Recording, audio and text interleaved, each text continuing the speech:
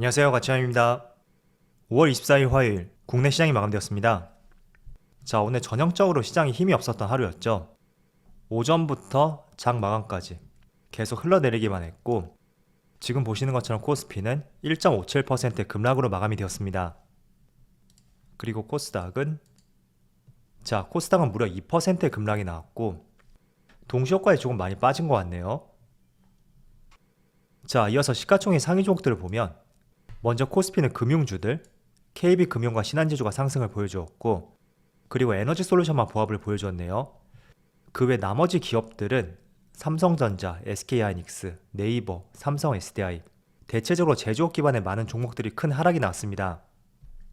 그리고 코스닥. 자, 코스닥은 오늘 상승한 종목이 하나도 없네요. 평균적으로 2~3% 하락이 나왔고, 참 이걸 보더라도 오늘 시장이 정말 좋지 못했던 것 같아요. 자, 그리고 코스피의 수급을 살펴보면 조금은 잠잠해졌다고 생각했던 외국인이 오늘은 3,200억 규모의 순매도가 나왔고, 기관은 2,800억 규모의 순매도가 나왔습니다.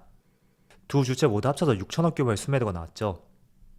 그리고 코스닥은 코스닥도 마찬가지로 외국인의 순매도가 있었고, 오늘은 기관 쪽에서 많은 순매도가 나왔네요. 이어서 삼성전자. 최근에 큰 상승은 아니더라도 약간의 하락이 조금은 제한된 듯한 그런 흐름을 보여주었었다면, 오늘은 반대로 기관과 외국인의 많은 순매도와 함께 생각보다 큰 낙폭이 나왔죠. 그리고 SK하이닉스도 마찬가지로 외국인의 많은 순매도가 나왔고, 기관도 많은 순매도를 보여주었네요. 자, 그리고 네이버도 마찬가지로 외국인의 많은 순매도가 나왔죠. 참 오늘은 전반적으로 외국인의 대형주 내에서 마음먹고 매도하지 않았나 그런 생각이 드는 것 같고요. 그리고 삼성 SDI도 마찬가지로 오늘 기관과 외국인의 많은 순매도가 나왔습니다. 자, 이어서 주체별 매매 동향에 대해서 살펴보도록 하겠습니다. 5월 24일 외국인이 가장 많이 매수한 종목은 LG에너지솔루션, KB금융, LNF, 한국전력, HMM 이렇게 다 종목을 순매수 상위종 올렸습니다. 그리고 기관도 한국전력, LG화학, HMM, 신한지주, GS건설 이렇게 다 종목을 순매수 상위종 올렸습니다. 한국전력하고 HMM은 외국인하고 겹치는 종목이네요. 자, 이어서 해외 증시 흐름을 살펴보겠습니다. 오늘 국내 시장은 이렇게 흐름이 좋지 못한데도 오늘 새벽에 종료된 미국 증시를 보면 지금 S&P 500이 1.86%의 상승이 나왔고, 그리고 나스닥은 1.6%, 다우지수는 무려 2%의 상승이 나왔습니다. 그리고 확실히 흐름을 보면 밑에 꼬리를 달고 그 다음날 큰 상승이 나왔죠. 자, 그리고 나스닥도 마찬가지로 직전에 5월 12일 이때 이후로는 조금 바닥을 다지는 것 같고, S&P 500도 마찬가지예요. 자, 그런데 최근에 더 이상 빠지지 않고 있는 흐름, 굳이 과거와 비교를 해본다면 약간 이런 구간이라고 생각이 되거든요.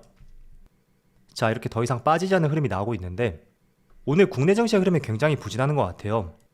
일단 앞서 살펴보기 전에 일본 니케이도 0.6% 하락이 나오고 있고, 대만도 0.6%, 상해 지수는 1% 이상의 하락이 나오고 있습니다.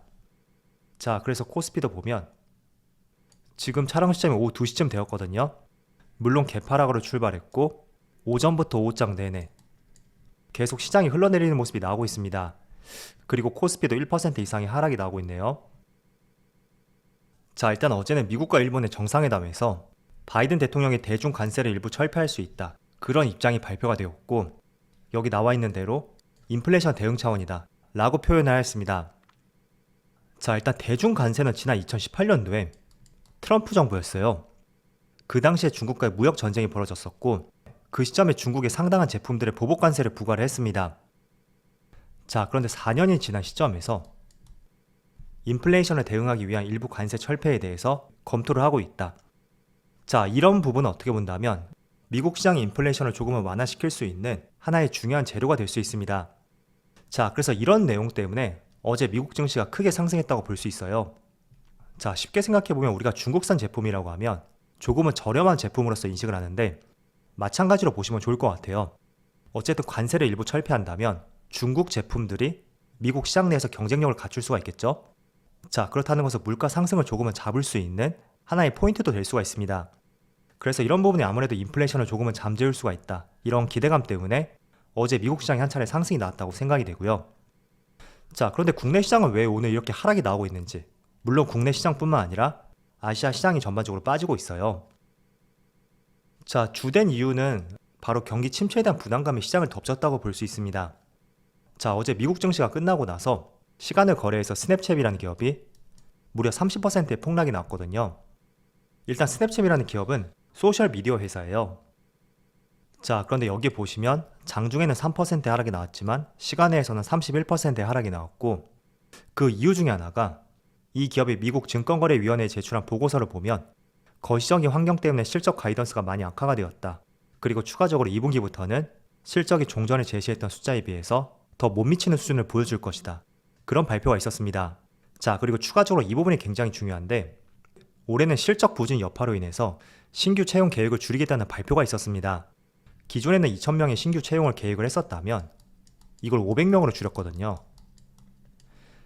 자, 이 부분이 정말 중요한 게, 연준에서 금리 인상을 한다고 하더라도 경기 침체는 오지 않을 것이다. 그런 발언을 늘 하고 있었습니다. 그렇지만 시장에서는 연준을 믿지 못하겠다. 경기 침체가 올 것이다. 거기에 조금 더 초점이 맞춰져 있었기 때문에 계속 시장이 불안한 움직임을 보여주었거든요. 자, 그런데 연준 입장에서 경기 침체가 없다고 했던 이유는 바로 안정적인 고용 환경을 보여주었기 때문에 경기 침체는 오지 않을 것이다. 그런 자신감이 있었습니다. 자, 그런데 지금 스냅의 발표를 보면 계획했던 고용을 2,000명에서 500명으로 줄이겠다 라는 것은 그만큼 경기가 좋지 못하고 미국 시장을 바라보는 많은 투자자들이 정말로 경기 침체가 오는 거 아니야? 이런 생각을 갖게끔 만들었던 이슈라고 볼 수 있거든요. 자, 그래서 시간 외에 이런 이슈가 나오고 나서 스냅뿐만 아니라 테슬라, 자, 테슬라도 장중에는 1.6% 상승이 나왔다면 시간에는 2.6% 하락이 나왔습니다. 그리고 애플도 볼까요?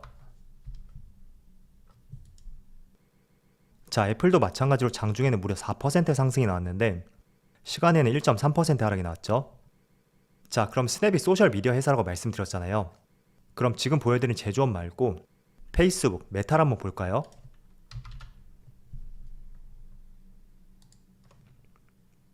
자, 메타도 장중에는 1.4%의 상승이 나왔다면 시간에는 무려 7% 급락이 나왔습니다.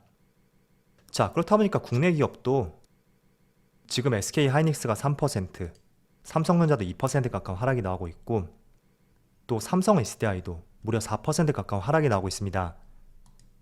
그리고 네이버도 3.4%, 카카오도 2% 하락이 나오고 있죠. 자, 그래서 정리해서 말씀을 드리면 어제 미국 시장이 상승했는데 국내 시장은 하락한다. 그렇게 보시면 절대 안 돼요. 어제 상승이 나왔던 것은 대중 관세를 일부 철폐함으로써 인플레이션을 조금 잡아보겠다.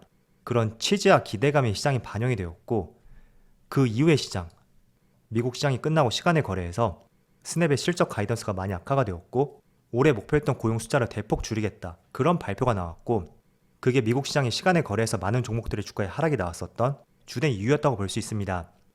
자, 그래서 그런 부분이 국내 시장에 그대로 전달이 된 것이고요. 아마 오늘 미국 시장 정규 시장에서 출발이 굉장히 좋지 못할 거예요. 그렇지만 국내 시장은 오늘 미리 반영이 되었으니까 오늘 혹시나 미국 시장이 빠진다고 해서 내일도 빠지겠구나.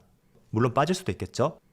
그렇지만 미국 시장이 출발하는 시간만큼은 최소한 국내 시장에 선반영되었던 부분이 반영이 되는 만큼 약간은 구분을 하시고 대응을 하신다면 좋을 것 같습니다. 자, 그래서 지금 경기 침체에 대한 우려감이 시장을 많이 발목을 잡는 것 같아요. 저도 많은 기사들을 한번 참조해 볼 때면 경기 침체가 올 것이다. 여러 가지 데이터를 보여주면서 그런 말들을 하거든요. 이쪽 가능성에 대해 제기하는 분들이 있고, 또 반대로 경기 침체는 오지 않을 것이다. 물론 침체가 오지 않을 가능성에 대해서도 많은 데이터를 제시하고 있죠. 그래서 확실히 어떻게 될지 모르겠지만 제가 오랜 기간 동안 주식을 하면서 생각한 거는, 물론 경기 둔화는 조금 올 수 있습니다.